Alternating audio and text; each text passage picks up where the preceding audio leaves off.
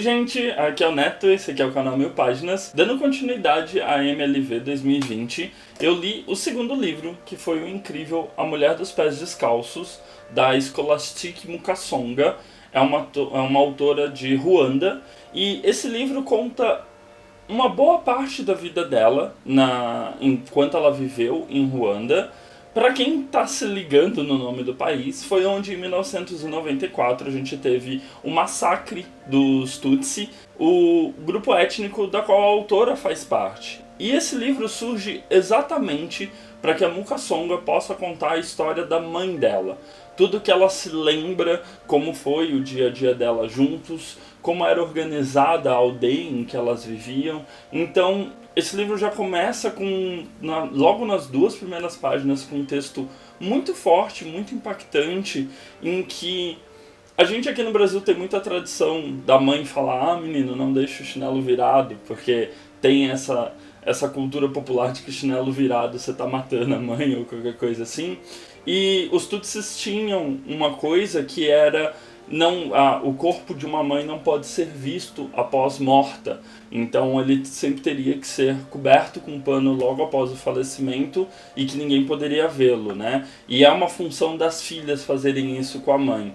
Então ela já começa esse texto rememorando essas falas da mãe dela e falando que quando ocorreu a morte da mãe dela pelos facões, ela não estava lá para poder cobrir o corpo dela, e que esse livro é um esforço dela de construir uma mortalha para a mãe, de memórias e histórias, para que ela se sinta coberta, já que ela não pôde fazer isso no momento em que a mãe morreu. Então ele já começa dando um tom muito poético e muito forte sobre qual que é o intuito da Mukasonga com esse livro. Ela vai contar aqui, e isso é um esforço incrível de memória que ela tem, como era organizado os Tutsis, né? Então, no final da década de 50, quando os Hutus chegaram ao poder, e sinceramente o livro ele não vai te explicar nada disso, ele vai te dar apenas contextos sociais para isso, mas está bem claro que quando os Hutus chegaram ao poder, eles segregaram os Tutsis a uma região específica, e nessa região eles foram obrigados a viver. Curiosamente, era uma região que, na tradição de Ruanda, era o local onde até os mortos se esqueciam daquele lugar, porque nada crescia, nada poderia sobreviver naquela região. Se eu não me engano, a região de Bugesera é tipo um deserto lá, e o lago que ficava próximo também era um lago que era conhecido pelas suas águas serem pantanosas e ruins para consumo. O livro já começa com essa primeira preocupação da mãe da Mukasonga de proteger as filhas. Então tem todo o primeiro capítulo narrado sobre os modos que a Stefania, a mãe da autora, se preocupava e se programava para as filhas terem rota de fuga, para as filhas terem locais para se esconder, quais eram os alertas que ela poderia dar para as filhas dela poderem fugir caso ocorresse alguma chacina. E aí, passado essas primeiras páginas, que são muito mais difíceis porque são muito pesadas, né? Apesar da escrita da Mukasonga ser muito fluida e quase como se fosse uma conversa entre ela e o leitor, passado essas primeiras páginas, o livro ele ganha uma riqueza muito grande, porque ela não quer retratar tragédia aqui.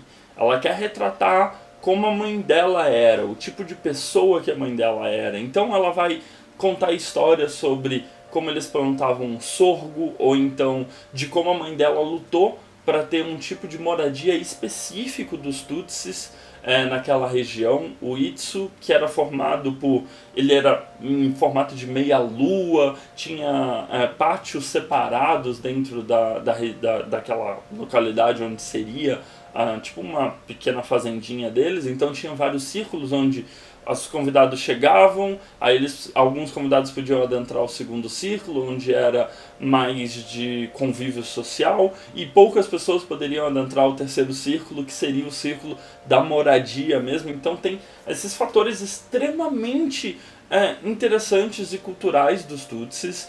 Ela vai contar também sobre como a mãe dela era uma exímia casamenteira, e as diversas histórias sobre como as mulheres se organizavam para conversar sobre possíveis casamentos, sobre como as meninas iam até Estefânia meio que para ser avaliadas sobre os seus possíveis dotes como futuras esposas, sobre como a mãe dela era extremamente trabalhadora, estava sempre cobrando isso das filhas, ou então sobre a tradição de que elas se sentavam juntas sobre a sombra de um cafezal e a mãe catava piolho das filhas e fazia de tudo para manter elas asseadas e limpas.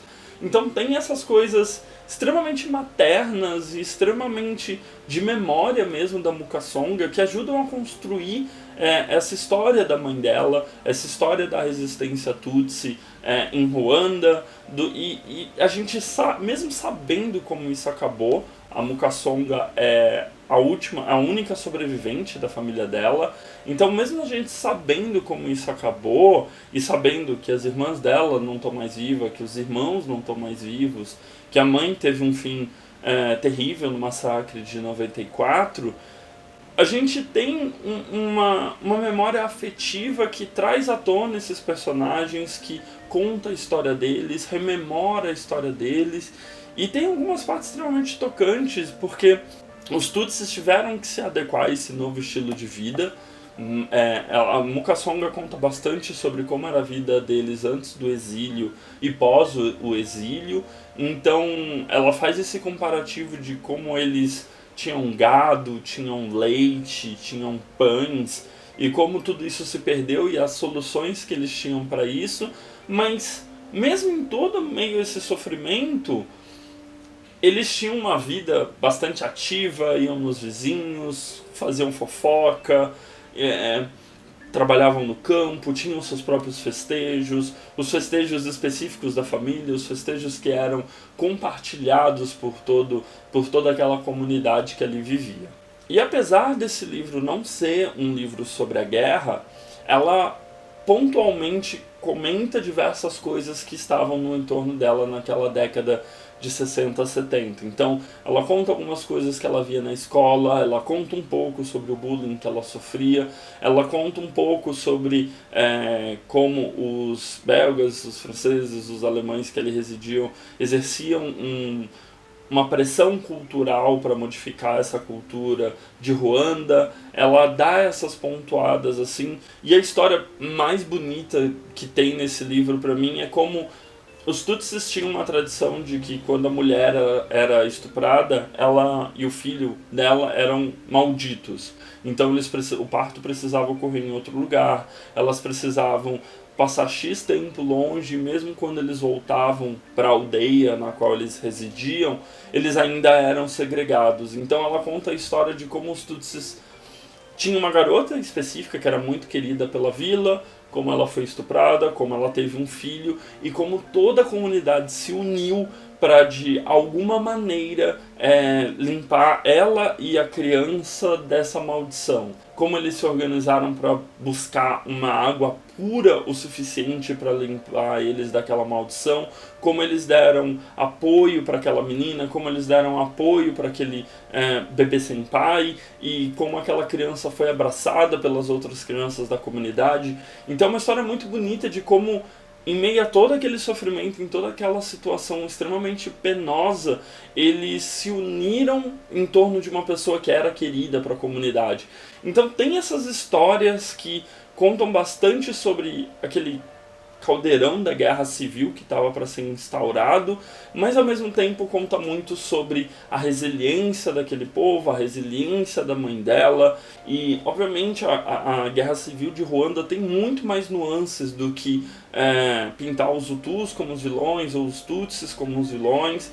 Tem todo um contexto das partilhas que foram feitas na África após a Primeira Guerra Mundial, o modo como os Tutsis eram a aristocracia antes e os Hutus eram os camponeses que sofriam toda a opressão deles. Então tem toda uma coisa que ela se furta bastante nesse livro, porque o intuito dela não é contar uma história de guerra, é contar a história de uma mulher que, no meio de todo aquele problema, de toda aquela marginalização dos Tutsis, de todo aquela aquele medo de ser morta a qualquer momento, fez de tudo para salvar suas filhas, fez de tudo para dar uma boa educação para suas filhas, fez de tudo para, mesmo naquela situação, ainda ser uma mulher Tutsi altiva e líder de comunidade, que era um sinônimo de trabalhadora, que era uma pessoa que estava sempre lá para os seus vizinhos. É um livro belíssimo, eu acho que nem...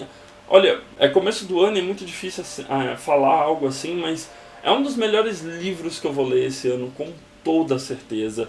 E vale muito a pena ser lido. E eu provavelmente vou correr atrás dos outros 2 livros dela, que aí sim dão um pouco mais de contexto da Guerra Civil de Ruanda. A Mulher dos Pés Descalços, da Scholastic Mukasonga, foi publicado pela editora Nós. Tem 160 páginas, foi lançado em 2017. Você consegue achar ele por um preço de entre R$ 27 a R$ 35 na internet. É uma leitura...